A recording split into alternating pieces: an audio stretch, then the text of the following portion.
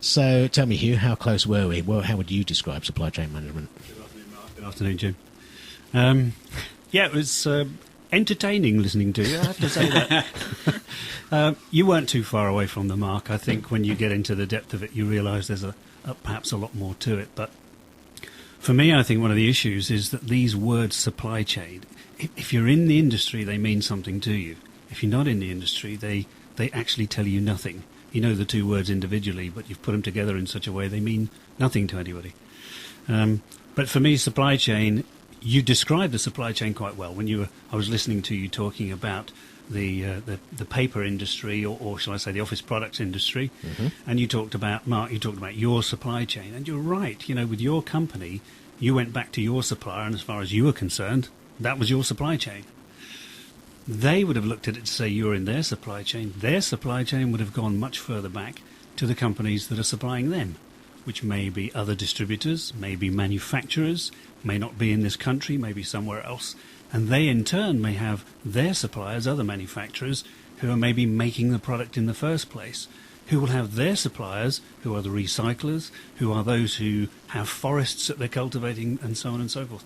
So the supply chain of which you were a part is really, really quite long and quite complex. Absolutely. But you only saw one end of it. And, of course, I could say I'm not one end of it, I'm actually the middle of it, because after we delivered that ream or pallet of paper to a customer, so what did they do with it? Where did they store it? How long did they store it for? Yeah. What did they use it for? Where was it then sent on to? Correct. Yeah. And how does it get recycled in the end? Absolutely. And it tends to go further towards the consumer than people generally think of. So a manufacturer would think of their customer perhaps being a retailer. But actually, we as consumers are the real customers. We're the ones who are determining where the demand actually starts all the way down the chain. So a lot of our work is getting companies to broaden their vision a little bit about what supply chain is.